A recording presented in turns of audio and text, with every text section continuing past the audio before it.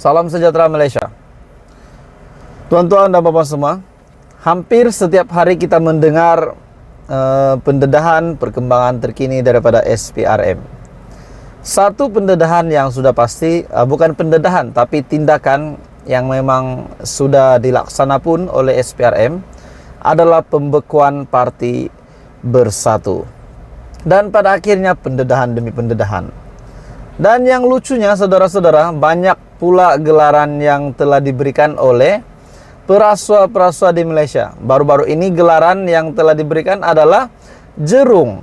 Kemarin pula saudara-saudara, ada pula pendedahan daripada SPRM yaitu buaya pula. Jadi SPRM setelah Datuk Seri Anwar Ibrahim menjadi Perdana Menteri, kita dapat lihat SPRM mula sibuk dengan kerja menangkap buaya, menangkap jerung, ikan pirana, toyol pencuri dan sebagainya.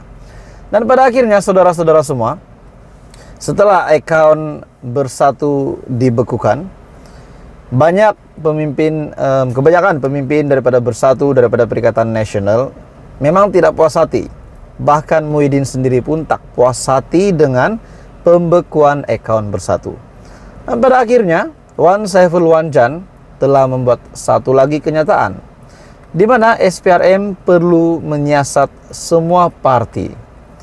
Ketua Penerangan Parti Pribumi Bersatu Malaysia ataupun PBBM ataupun Bersatu, Datuk Wan Saiful Wanjan, membayangkan wujud satu dakwaan terpilih berhubung pembekuan akaun Parti Bersatu oleh SPRM.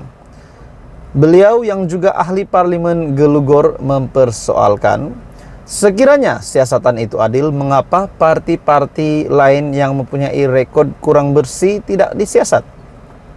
Adakah dengan kenyataan daripada Wan Saiful Wanjan ini, beliau mahu akaun PH dibekukan, PKR DAP, akaun BN UMNO dibekukan, seperti yang pernah dilakukan oleh Mahathir dan Muhyiddin sebelum ini kepada UMNO? Jika mahu melihat politik wang, dihapuskan. Dan itulah matlamat kita. Semua parti perlu disiasat dengan adil. Jadi apa yang berlaku sekarang, seolah-olah ada penyiasatan terpilih kepada Bersatu yang masuk bertanding berbelas-belas parti, siasatlah semuanya. Oke saudara-saudara, menurut kenyataan daripada Wan Saiful Wanjan ini, seperti yang kita tahu, sejak pilihan raya umum ke-15 selesai, kita dapat lihat bahwa banyak tuduhan, banyak tomahan yang dilemparkan kepada Perikatan Nasional, khususnya PAS dan Bersatu. Berkaitan dengan seleweng dana, berkaitan dengan sogokan wang, pemberian rasuah kepada pengundi muda dan sebagainya. Dan akhirnya setelah tuduhan ini banyak dilemparkan kepada Perikatan Nasional, parti-parti dalam PN, akhirnya SPRM bertindak membekukan akaun. Dan sudah pasti Wan Saiful Wanjan sebagai pemimpin di dalam Bersatu tak puas hati dan mahu pula akaun-akaun parti yang lain pun turut sama dibekukan. Dalam pada itu, hadir semasa kenyataan daripada Wan Saiful Wanjan selepas mengadakan pertemuan dengan pasukan rasuah Busters di Kompleks Karangkaf bagi membincangkan penubuhan semula kumpulan rentas parti Parlimen Malaysia. Susulan itu, kata Wan Saiful Wanjan, beberapa laporan telah difailkan oleh Bersatu kepada SPRM agar siasatan sama dapat dijalankan kepada parti-parti dalam kerajaan. Maksudnya, beberapa laporan telah difailkan oleh Bersatu kepada SPRM agar siasatan yang sama dapat dijalankan kepada parti-parti kerajaan. Maksudnya Bersatu pun mahu akaun-akaun di dalam parti, dalam kerajaan perpaduan juga dibekukan. Oke saudara-saudara semua, apa komen Anda? Teruskan bersama di dalam channel ini. Jangan lupa tekan butang like, share, dan subscribe. Hai semua, salam sejahtera Malaysia. Selamat pagi tuan-tuan dan bapak semua. Akhirnya banyak pendedahan daripada SPRM berkenaan dengan duit ataupun dana yang diseleweng. Tidak kira masa yang terdekat ini maupun semasa kerajaan yang lama dan beberapa waktu yang lama. Namun saudara-saudara semua, satu pendedahan daripada SPRM hari ini yang bagi saya ini pasti mengejutkan seluruh ahli politik di Malaysia. Dan yang pasti tergempar adalah pemimpin-pemimpin di dalam Perikatan Nasional. Akhirnya SPRM membuat satu pendedahan akan menyiasat bekas Perdana Menteri, menantu berkaitan kontrak kerajaan. Suruhanjaya Pencegahan Rasuah Malaysia sedang menyiasat seorang bekas Perdana Menteri dan menantunya berhubung kontrak kerajaan. Sumber SPRM juga dilaporkan berkata, siasatan tersebut tertumpu kepada kemungkinan salah guna kuasa yang berlaku dalam pemberian kontrak bagi projek sistem imigresen bersepadu nasional. Saudara-saudara semua, setelah SPRM mengeluarkan kenyataan bahawa akan menyiasat bekas Perdana Menteri, menantu berkaitan kontrak kerajaan. Siapakah bekas Perdana Menteri ini persoalannya dan siapakah identiti menantu itu? Terdapat maklumat yang menyatakan sebuah projek yang sedang dibangunkan untuk menggantikan mekanisme pendaftaran pekerja asing sedia ada oleh Jabatan Imigresen menjelang tahun 2025 untuk projek adalah projek yang bermasalah.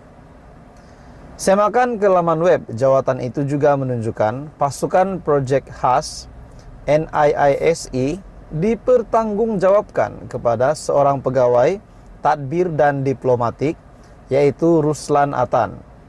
Dalam pada itu, SPRM mungkin akan memanggil anggota kanan pentadbiran terdahulu sebagai sebahagian daripada siasatannya.